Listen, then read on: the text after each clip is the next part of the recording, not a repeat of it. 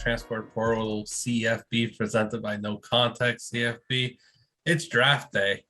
We've got a really fun episode ahead for y'all as me and two great guests will be doing a mock draft where we each take a team and draft in their best interest. As if we're the GM, we have Andrew Wilson with us, who's a great contributor for the Transfer Portal CFB and an aspiring draft expert. What's up, Andrew? How are you doing? I'm doing great. Draft season is upon us, and I could not be more hyped to get ready and create some great content for the transfer portal. You're doing great things. Your Kenny Pickett shout out at the beginning of the season was very good. He's taken college football by storm, even got his own rule change with the fake slide. And our other guest today is Edholm, who does so many good things, especially in the draft area over at Yahoo. What's up, Eric? How are you doing? I'm doing well, man. Everything's cool. You're right. I mean, yeah, it's draft season, but it's kind of draft season all year, right? I mean, come on, boys, let's go, right? Maybe not for everybody else, but for people like us, you know. Oh yeah, definitely. On like August 8th, we're thinking about 7 rounds and who our 5th round sleepers are, and I love it. Yeah, you know how it goes.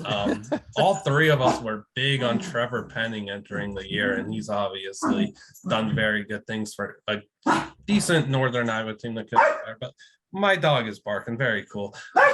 We have a 4th guest. I love it. Yeah, Bruin's very excited for this draft, I guess. All right, so we'll start things off with you, Eric. You have the first pick with the Detroit Lions. Let's hear it. Yeah, Brad Holmes and Dan Campbell, have a chance to obviously kind of keep building the fortifications of this team. Normal year, quarterback would be in play in this spot. They don't really have a long-term solution. We've seen the ups and downs of Jared Goff, but that's not going to be possible this year, I don't think. To me, there's no quarterback that I would feel safe about taking in the top 5, maybe even the top 10. So I'm going a different position, and it feels like this debate is kind of going down. Kayvon Thibodeau on one side, Aiden Hutchinson on the other. We'll see if that's how it ends up playing out. If I had the choice of the two, and I love Thibodeau, I really think right now the momentum seems to be with Hutchinson. Maybe Thibodeau gives you a little bit more versatility, but Hutchinson's just come on like gangbusters. I think he can kick down inside. I love the pick here. It's not a geographical one, but it is nice to have a hometown talent. So I'm going to go Aiden Hutchinson here and resist the option of reuniting 2 Ducks with Penei Sewell being their first pick last year. I'm going to go against that and go with the Michigan guy. All right, so Aiden Hutchinson is off the board at 1 to Detroit. Andrew, you've got Jacksonville Jaguars at 2. Are you going to make Urban Meyer happy with this pick, or what's going on? Is it possible to make Urban Meyer happy right now? No. It's really not. Everything coming out of Jacksonville with him is just kind of weird, honestly. I don't think that there's a pick that really just makes him, oh, yeah, let's go. Woohoo, Jaguars. Yes, I love my assistant coaches. I think their focus right now needs to be developing Trevor Lawrence. There's not a pick that's a win now thing that makes them immediately just that much better. I want to be able to see Trevor Lawrence succeed. He was amazing in college. I want to see him do better at the next level. What's going to help him with that is either a better pass catcher or better protection. Cam Robinson's franchise tag is up after this year. I'm going to give them Evan Neal, who's probably going to end up being the first tackle taken. Yeah, that's a great pick and definitely will help out Trevor Lawrence a lot. And he needs all the help he could get down there in Jacksonville. So Aiden Hutchinson 1 to Detroit, Evan Neal 2 to Jacksonville. With the 3rd pick with Houston Texans, we'll be thrilled to take Kayvon Thibodeau here as his slide ends. Kayvon's explosiveness just jumps off the screen every time you watch him. His game against Cal, that second half, was one of the best performances that we've seen from a player all season. It was just as dominant as it gets. This is a freak athlete that you could play in coverage too, which is absurd. Kayvon's going to be a heck of an NFL player, and we'll take him with Houston as, they just need good football players, and they might be in wait and see mode with Davis Mills and give him next year. And if it doesn't go right, they'll take a quarterback in 2023. Maybe Bryce Young will be there for them when they pick. So we'll go with Kayvon Thibodeau there. And that brings us to your pick, Eric, with the Jets at 4. Yeah, last year we saw their first 4 choices on the offensive side of the ball, and having watched the Jets defense this year, it would not shock me if their first, I don't know, 8 or 10 picks are on that side of the ball. Look, I don't know how it's all going to shake out, but I do think there is an opportunity to add a premier corner if they are picking in this range. And I think there's still some questions with Derek Stingley Jr. I don't know that he's the, no questions asked elite prospect that everybody is sort of, made him out to be. He probably did himself a favor, because this is not a top 10 where that screams, chock full of talent. But I think he actually did himself a favor by cutting his season short, not trying to play through injuries. And his little connection too. His dad briefly appeared on the practice squad of the Jets as well. They need corners, they need playmakers on defense. Feels like a good fit to me, as long as some character questions get answered. Nothing serious, but enough to, around his maturity and if he's grown up and that sort of thing. Talent wise, though, he's plenty mature in that department. I think Stingley's going to be a good pro. So he's the pick at number 4. That's pretty dang good pick at 4 for the Jets after some ridiculous talent goes off the board in the top 3.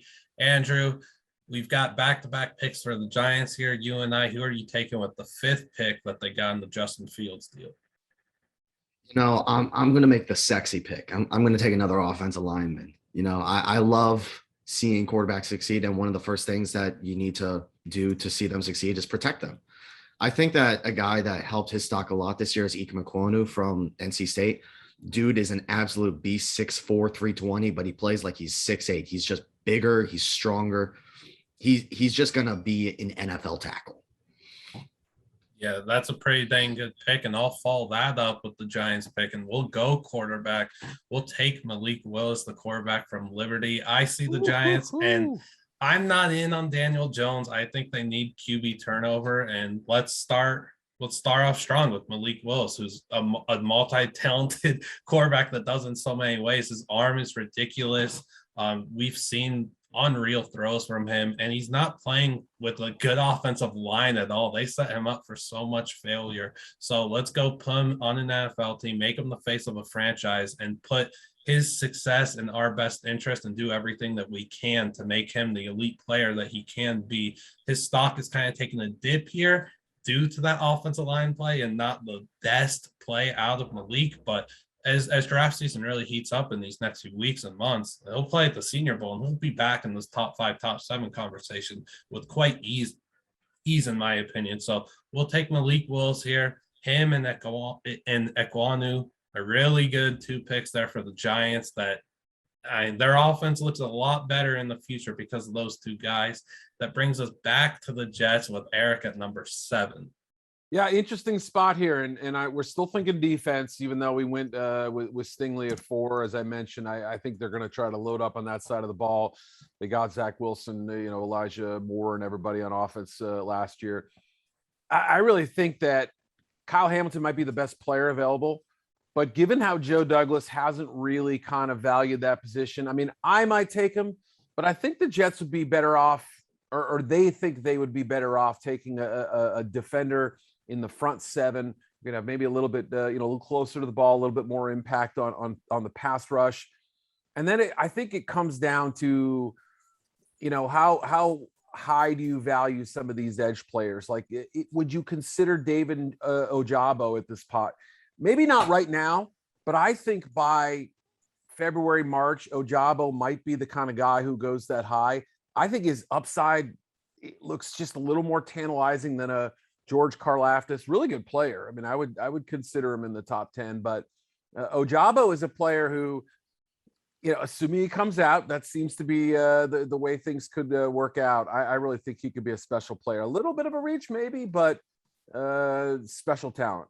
Yeah, that's a really interesting pick there and gives us 2 kind of unexpected picks, maybe with Malik at 6 and Ojabo at 7. So New York, of course, making interesting draft picks as they do every year, but I will see how that goes. And that brings us to number 8 with Carolina Panthers. Do you end the Kyle Hamilton slide, Andrew, or are we going in another direction? I want to. I did not expect Kyle Hamilton to fall this far. I truly love Kyle Hamilton as a player. I think he's a top 3 or 4 player in this draft talent-wise. But Watching Carolina play football this year, they have a massive problem that you can see right away. They don't have a quarterback. Cam Newton is not a long-term solution. Sam Darnold, we've seen he's injured right now, but he is not a long-term solution. PJ Walker's not a long-term solution. I think he's an okay backup, but I think you need to solidify the starter spot.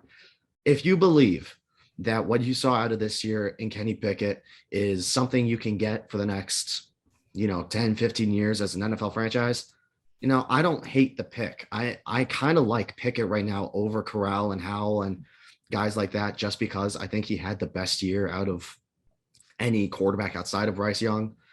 So I can definitely see Carolina taking a Kenny Pickett to solidify the quarterback position. All right, your boy Kenny Pickett goes off the board there, and I'm up with the Falcons now. I did not expect Kyle Hamilton to be there. I was very prepared to take a quarterback here. I think I'm just going to have to take Kyle Hamilton, though, at number 9 for the Falcons, and we'll figure out what to do at quarterback another time. Maybe give Matt Ryan another year or something. Kyle Hamilton, it has incredible range. He did battle injury this year, but I'm not going to trip over that. He's got incredible range. He's a tall freak at 6'4", makes great tackles, plays outstanding coverage. That interception he made against Florida State, still can't get that out of my mind. Again, the range, the ground that he covered up there is sensational. He's going to be a dang good pro, and we're thrilled to take Kyle Hamilton at 9 and bring him to Atlanta. Brings us to number 10 with the Philadelphia Eagles, courtesy of the Miami Dolphins. Eric, who you got? Yeah, I mean, I think they're a team that would be prone to going defense, and I'm looking at pass rusher right now, and I'm seeing, the real possibility of Derek Barnett, Brandon Graham playing elsewhere. Some age at that position. I like Josh Sweat, think he can be good. They have Avery as well. But Karlaftis is a player, and I think this is right about the range where you could see him go off the board, kind of that, 9 to 17 range, somewhere in the middle of round 1. He's got a great motor. He's a great run defender. I think he's a plus pass rusher. Maybe not elite in that department, but good. He's got a series of moves he can string together. It just sort of fits the base end rusher that they've carved out in that defense. So I'm going to go Karlaftis here at number 10 overall. Yeah. Yes, at number 10, the Greek freak. Andrew, you're making another pick for the Eagles here. How do you follow up George Karlaftis? Follow up George Karlaftis, who I love as a player. Let's go with one of the best corners in the country this year, Ahmad Sauce Gardner. Philly is a team that could really just use help on the defense. And I think if you see Ahmad Sauce Gardner at 11, what is stopping you from taking him, putting him opposite Darius Slay, and watching football? Those are the two just very good picks for Philadelphia there, who their fan base is obviously obsessed with the possibility of getting Hamilton, who they get sniped on there, Stingley, and all these other great, those two guys though are studs. And if I was an Eagles fan, I would be ecstatic to get them. Now up at number 12 with the Minnesota Vikings. They've got a poor offensive line. I'll go with Kenyon Green here from Texas A&M. He played 4 different positions on the O-line this season, so his versatility is really going to help him get a quick start in the NFL and be able to make a surefire impact right off the bat. We don't know where he'll play on that offensive line as a rookie, but anywhere that you could plug and play him is going to be really good. The one word that comes to mind when I watch him is just he's intense. Like it's intensity. Every rep is a dang war. He's so dang aggressive, and watching him play is really, really fun. I would love to see him in the Vikings running attack, making holes for Dalvin Cook and Madison to run through. So I'll go with Kenyon Green here to Minnesota. Our next pick is now New Orleans at 13 with Eric. Yeah, this is a really interesting spot for them. I mean, there's, some good players that I didn't necessarily expect to be here, like Charles Cross, maybe even DeMarvin Leal, Andrew Booth. Even, hey, look, for the Saints, you have to consider the possibility of a quarterback, right? I mean, we don't know what Jameis Winston's status is going to be for next year. Matt Corral is on the board. You can put your head together and imagine Corral doing something with Sean Payton and good things happening as a result. But I'm going to go away from that, and I think the wide receiver position is one that they're going to want to address, and it kind of lines up nicely. I don't believe we've had a receiver taken off the board.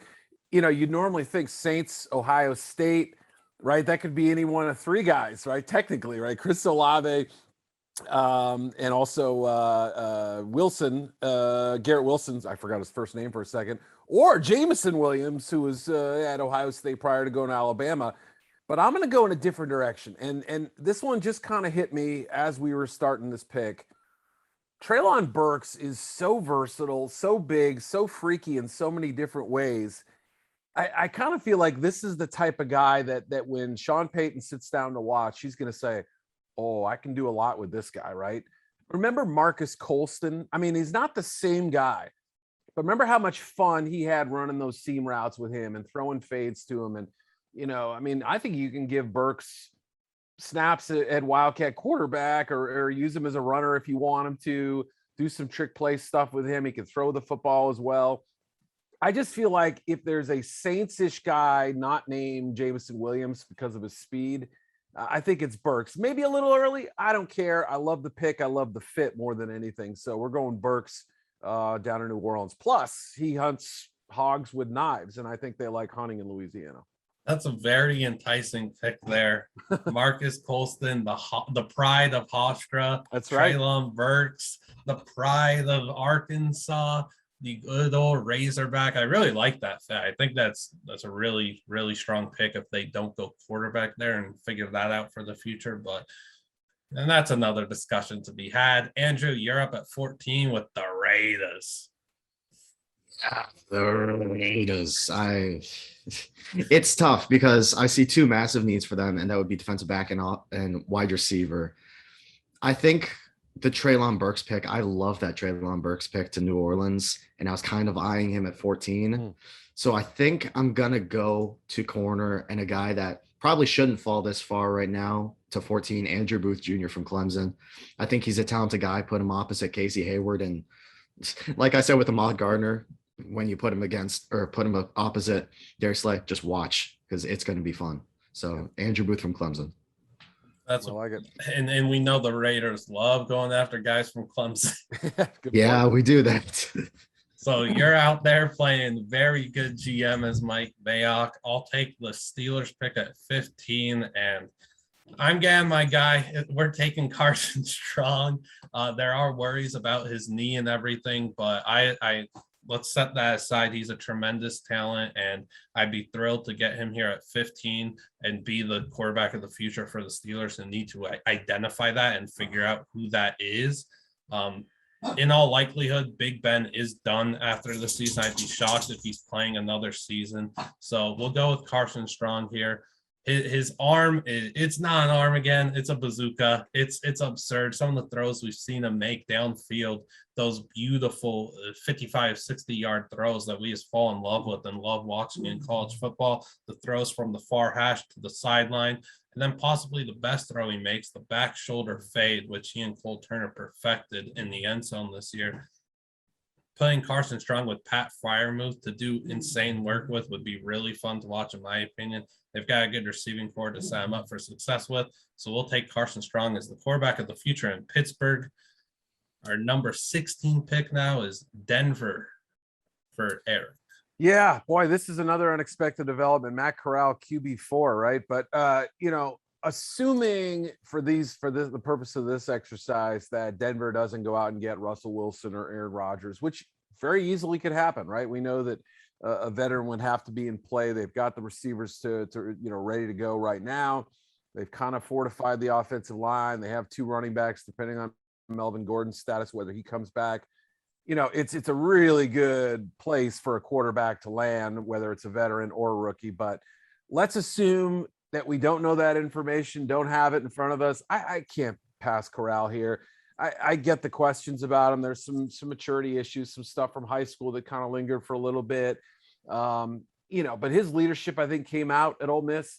His talent reminded me a lot of Zach Wilson, what we saw from him, only doing it week in and week out for the most part against SEC defenses. The bonkers numbers weren't there that Wilson put up in 2020, but still, there's some similarities there. And if Zach Wilson can go 2, I don't see why Matt Corral shouldn't go 16 in a weaker quarterback class. So I'll make that pick while admitting that Denver's, preference for a veteran quarterback has been well stated before. Yeah, and right now on December 14th, they don't have that quarterback of the That's future. right. So taking Corral is a great pick. I'm shocked that he also fell to 16, but I was going to take him at 9 to Atlanta if Kyle Hamilton was there. But that's the fun of this and actually doing a live mock instead of just doing it ourselves. Our different preferences and everything showing up here, and it's the real of an NFL draft. So this is a really interesting 16 picks through 17 now. The Cincinnati Bengals, Andrew. Cincinnati Bengals fans are going to be looking at the board and yelling hallelujah for all the offensive line talent that's on the board. I mean, look at this. Tyler Linderbaum, the best center in the nation. And then the guy I'm going to give them, there's also Trevor Penning on the board, who I know we're all high on. I'm going to give them Charles Cross from Mississippi State. Either of you, who do you think is the most stacked quarterback in the NFL right now? I'm guessing it's got to be Joe Burrow. It's Joe Burrow. Great guess. That? Joe Burrow's been sacked more than any other quarterback. That's got to stop. As much as I love the Jamar Chase pick last year, now's the time to adjust that offense line. Give him Charles Cross from Mississippi State. Yeah, Joe Burrow's also going to be saying hallelujah. So good for him to get offensive line help. He needs it. Let's stop saying him on the ground after every single rep. I'm up with AFC North rival here at 18, and I'm also thrilled that this guy's on the board. We're saying hallelujah. He was a top 5 player on our board, and we're getting him at 18. It's receiver from Ohio State, Garrett Wilson. We're thrilled to have him in Cleveland and get a legit star receiver that they could bank on for the future. He's got a fantastic all-around game. He's lethal after the catch. It's no issue for him to carve up defenses. His release is extremely good too. Just how fast he gets off the line, gets into these decisive routes and everything is so great. We've seen him make the jaw-dropping catches too, whether he created separation to get open deep or needed to make a contested grab. We're just thrilled to get Garrett Wilson here. I think he's the best receiver in the class, one of the top players in the class. So ecstatic to get Wilson at 18, which brings us to the Washington football team for you, Eric, at 19. Yeah, you mentioned him just a second ago, Trevor Penning from Northern Iowa. I think, a lot of people have heard his name by now. They're going to hear it a lot more as he tests athletically and everything and gets a little bit more shine on his draft profile. But the idea of him going 19th is not at all crazy. In fact, I would be surprised if he doesn't possibly go higher. And that's really where I think his stock is going to be headed. The more people kind of get familiar with him, NFL scouts love him. He had a couple of games early in the year where you wish he was a little more assertive. But I watched one recent contest just the other day where you thought, wow, this is the best player on the field. I mean, he's that good. Still has room to grow, too, as a player. So, but, even if this isn't a premier, top need for Washington, I wouldn't hesitate to put him there. Let's say even Charles Leno comes back next year. Fine. Groom him behind there. Use him as your 6th offensive lineman, your swing tackle. I think Lucas is a free agent as well. So, Brandon Scherf's a free agent. Maybe they put him at guard for a year. Trevor Penning, lock him in. He's going to DC. I like that pick. Andrew likes plus that the pick. Bills are up next, and they took Spencer Brown, his teammate, last year. So we're blocking that from happening. Oh, that would. Thanks a lot. Thanks a lot. That would have been sick to see those two reunite in the cold of Buffalo. Penning obviously did so many good things, not only this fall but in the spring and the FCS season. So it was a joy watching him play. Again, Buffalo, Andrew, I think your pick got sniped. Let's hear it. It did get sniped. I wanted that Northern Iowa connection in Buffalo, but we were talking about, who's going to be the first to pick Trevor Penning. Another offensive lineman I felt like we were kind of gunning for, at least me and Liam were, Tyler Linderbaum, the center from Iowa, the best center in the nation. I just want to see that interior offensive line get some help in Buffalo. I want to see them have a little bit better run game. This is going to help. Tyler Linderbaum is a bully. He is going to wrestle you to the ground like he did at Iowa, being a wrestler. He's just going to maul people, create lanes, create time for the quarterback. this would be an amazing pick in my opinion for Buffalo. He's the best run blocking center I've seen in 5 years. I don't know that he's there pass protection wise yet, but he is so good. He is in the run game. I love him. Yeah, that's a heck of a pick. Andrew and I were talking about him last night, and there was smoke between GMs that Linderbaum might go in like the top 8. It didn't happen. He gets his guy here at 20. A heck of a pick. I'm up with the Eagles at 21, courtesy of that Colts pick. It's always going to be a WR2. The number one preference for us was Alabama's receiver Jameson Williams, formerly of Ohio State. We'll get killer speed from this kid, the insane quickness, an incredible deep route runner, and he really knows how to use his long speed to his best advantage as he creates big-time separation. He's great after the catch, too. He's so slippery, so we're thrilled to get Jameson Williams here, and we'll see how he looks in this Eagles offense next to Devontae Smith, who he didn't play with, but Alabama receivers, yeah. Kind of is an Alabama offense, right? Landon Dickerson, Yeah. Devontae, come on, let's go. Jalen. Jalen Hurts, right? Good point. It really is. Well, I'm sure they'll find a running back in the next few years from Alabama to add to. Hey, bring back Trent Richardson. Let's see him back. Brian Robinson, round 4. Let's go. Let's do it. Dolphins now up at 22, courtesy of the 49ers pick. Yeah, welcome to the draft, Miami. This is interesting. I kind of went in thinking maybe receiver, maybe, pass rusher, linebacker. I don't know. But I'm looking at a player who has a very Brian Flores-y kind of template, and that's DeMarvin Leal. And finding his landing spot in the draft is going to be interesting because, while some people have said, oh, he's got, really good potential, I think in the league there's some question about whether he'll dominate, whether he'll be a, big producer on defense. And so, there's that sort of question we had with Christian Wilkins when he came out, but Wilkins has really found a nice role, does a lot of different things. And now you add Leal to this defense. That I was almost going to go receiver, but the more I think about it, having a guy who can play a 3 technique, a 5, a 7, multiple spots on the line, strong, a little poor man's Richard Seymour to him, maybe. I think it makes a lot of sense. So I'm going to go off my original instincts and take Leal here. Solid pick. Now the Los Angeles Chargers are up at 23. Andrew. There are 2 guys that are on the board that I love, and they would help LA tremendously, who has one of the worst run defenses in the league. Devin Lloyd and Nakobe Dean.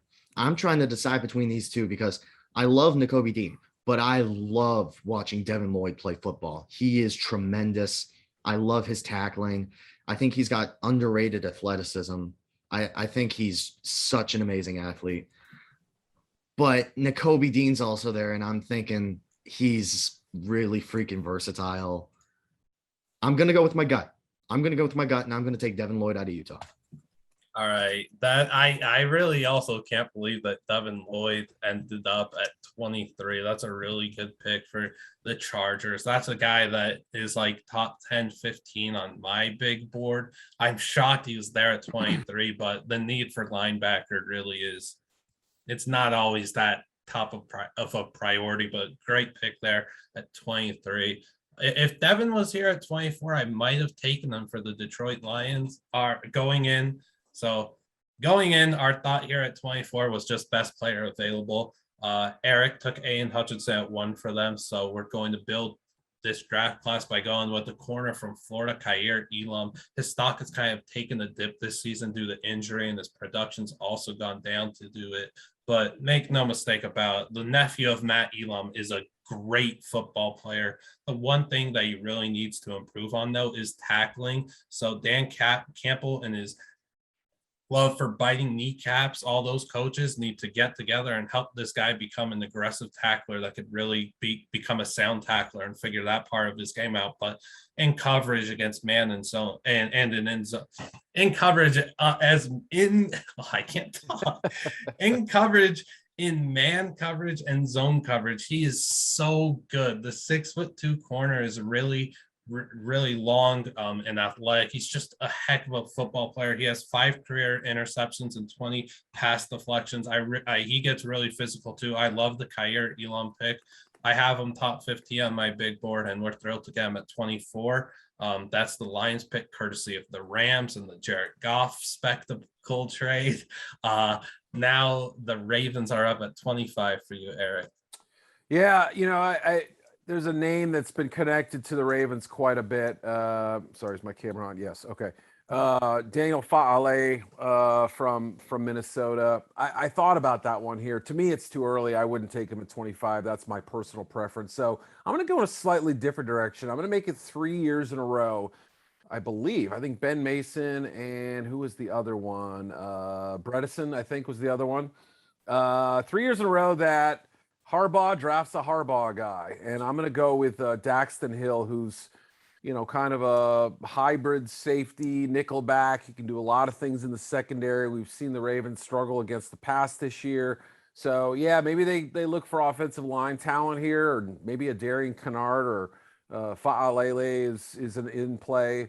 But I like Daxton Hill, and I think the intel from Michigan won't hurt. And I want to see a little bit more playmaking and better defense in that secondary.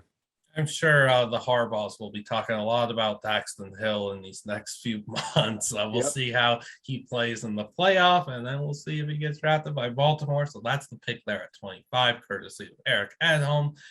26, the Dallas Cowboys. Andrew, where are you going for America's team? You're going to get so much hate for this, or you're going to get so much love?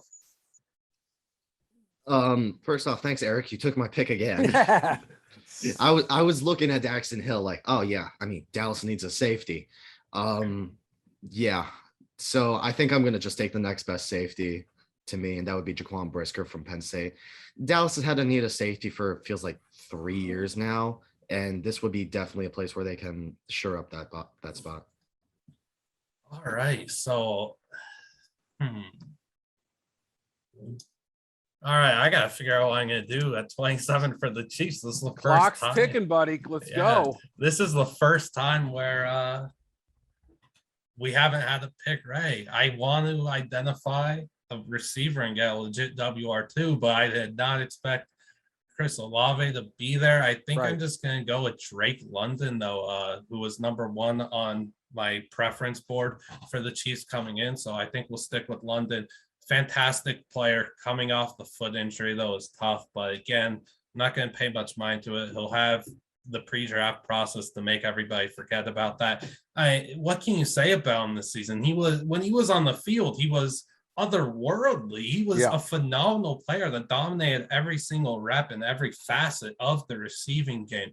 Contested catches, jump balls, stiff arming fools to the ground, making really good catches, really good route runner too. Like, everything about him is very good, and the only reason that he's really going to be down here, I think, is because of that foot injury. If that wasn't there, he should be a top 20 pick, right? So we'll go with Drake London here, and we'll be thrilled to get Pat Mahomes a legit WR2, which they kind of really need. Yep. The Cardinals are now up at 28 for you, Eric. Just shut down the league if Drake London lands in Kansas City. Man. I mean, like, what are we doing? That can't happen. They're too good already. And yeah, that would be a perfect pick. Okay. Yeah, Cardinals at 28. I mean, they got Marco Wilson last year, but didn't really sort of shore up the corner position the way I hoped they would. That's a spot I could see them going after. Roger McCreary from Auburn, he's scheme diverse. He's not, the biggest, the fastest, or the longest, but I think he's good enough in all 3 areas. Good off coverage player, but he's done a little bit of everything at Auburn. I like the pick, and I think he can work himself into a starting role. And we saw against the Rams, they need better coverage and better tackling in the secondary. So I like the pick there in the fit. Yeah, that's a sound pick there for Arizona. We saw Marco Wilson kind of struggle last night. Yep. So Roger McCreary there to Arizona at 28, bringing us to 29, Tennessee Titans. Andrew, who you got? If this player's on the board, Tennessee shouldn't even do the whole, let's just wait out the clock, see if we get offers. No, just take Trey McBride. Take Trey McBride. Ooh. Trey McBride is such a talented tight end out of Colorado State. I think they're feeling the missing piece after they lost Jonnu Smith in free agency. And I think that this would be just the easiest plug and play for Tennessee. I want to see Tannehill have a security blanket. AJ Brown isn't always that. Julio Jones hasn't been his normal self. I think Trey McBride would be Ryan Tannehill's best friends. They would go out to lunch. They would, go play pool or something, and they would just be a great connection. I'd be thrilled with that as a big time Trey McBride TE1 guy. So thrilled for that pick. I'm up with Tampa Bay Buccaneers at 30. Going into this pick, my idea was to just identify great prospects for the future. Trent McDuffie's still on the board. That one's pretty enticing. The other two guys here I was going to consider, Jordan Battle and Noah Daniels. I'm going to go with my guy here, though, Verone McKinley III from Oregon. Again, we're looking to identify great prospects for the future. This guy is that he is such a high IQ football mind, not just as a player, but as an analyst. He's got a future in that department as well. You'll see him on TV one day doing great work for ESPN or something, but he's got a great nose for the football. He's always around it. He's got 10 career interceptions. He had 5 this season. He was a finalist for the Jim Thorpe Award. He was really good against Ohio State early in the season too. I think he's being slept on right now. I really do think that this is one of the best defensive backs in the class. I just think that this is a guy that we'll look at in a few years as impacting the game on every Saturday, on every Sunday. I think this is going to be a really good player. He might not do one thing elite, but he's going to be a great football player. And again, that intelligence that he displays, that's elite, and that's what's going to help make him a heck of a player. And his versatility too is another reason I got him here for Tampa Bay. Safety, corner, getting down low too. Like he could do it all. So we're thrilled to get Verone here. Now 31, the New England Patriots. They are really here picking at 31 right now. Eric, who do you have for them? Yeah, I mean, I think at this point in the draft, the Patriots for years sort of let the draft come to them when they weren't, last year obviously was a little different, but but really last year too. They sat back and watched other teams move up for quarterbacks and things like that. Obviously they just stay in pad at 15 and get their guy. They're going to take a similar approach here closer to the end of round 1 and go for Travon Walker out of Georgia, who I think sort of fits their mold. Belichick and Kirby Smart are kind of buddies going back to his Alabama days. And, they're always looking for front seven help, even though that's been a strength of the team last year. I think he can eventually be an upgrade over Dietrich Wise, somebody like that. They haven't seemed all that thrilled with Chase Winovich to this point. So I could see Walker really stepping in and, rushing, dropping, spying even. He's done a lot of things for a 270 plus pound guy. He's a good athlete. Now, is he going to be a special, super impactful, Kyle, or Matt Judon type of player? No. But I think he's going to be a great complement who can help stop the run as well. And he just sort of screams Patriots to me. So even though we thought about him earlier, Walker, I think to New England would be a steal at this point. Interesting pick there. Love to see it. Now, our final pick. Unfortunately, this is coming to a close. Andrew will pick for his beloved Green Bay Packers. Who you got, man? Yeah, I'm kind of having a torn mindset right here, because if you think about this pick as the first pick of the Jordan Love era, wouldn't it just be the most Green Bay thing ever that the first pick that they ever make without Aaron Rodgers, at least since, that they just take a wide receiver? Wouldn't that just be, oh gosh. There's some good ones on the board. Chris Olave is still on the board, and he's a heck of a talent. But I think that edge and tackle are both in play. Watching Green Bay's offensive line at times, they're very inconsistent, especially with injuries, but they could definitely get better there. I'm not a massive fan of the offensive line talent right now at 32 with how the board has fallen. There is an edge rusher, but there's also a linebacker that's on the board. If Devondre Campbell maybe gets a contract somewhere else, Nakobe Dean, Georgia. Right now their next linebacker would be Chris Barnes. Chris Barnes is okay, but Nakobe Dean has a chance to be special. All right, so back-to-back Georgia picks there to end it. And that's our first round. There were some fallers and some definite risers, some surprising guys not getting their name called, like All right, so Sam Howell is sitting in the green room still. You've got Trent McDuffie could have been a first-round guy. Chris Olave isn't going in the first round. Jordan for this Davis, one. yep. Jordan Davis too. There's some names that did not get called, but this is the NFL draft, and anything could happen when you put three minds together to pick for 32 teams, and all their preferences are different. And you know, Jordan Davis might slip because we don't really prioritize that defensive tackle spot, and that's just the beauty of the NFL draft and all that could happen, the complete randomness. And I think that this is one heck of a first round. I think we did a lot of good things. So thank y'all to both of you, Eric, especially for coming on and doing this and taking time to do this. Like, really, really appreciate you. You kidding me? You dropped me with a mock draft in the middle of December. I'm game, dude. Like putting off all my Christmas shopping. I'm not good at that stuff. Don't tell my family, but I love this. I appreciate you having me on. Yeah, maybe we'll look into running this back in a few months too, as we get closer to, I don't know, the Senior Bowl, the NFL Combine, everything. This was really, really fun. And Andrew, again, thank you so much for doing this. I know you're really wanting to become a draft expert, and you're making strides towards doing that. You're doing a lot of good things. So thank you, and good picks. Thank you for having me. This was a lot of fun. Thanks to Eric. Yeah, middle of December, it's never too early for the draft. Right. Never too early. I'm just looking at the board right now, trying to find oh man, there were just so many good picks, I think. Man, There really were. Linderbaum 20. Nice, man.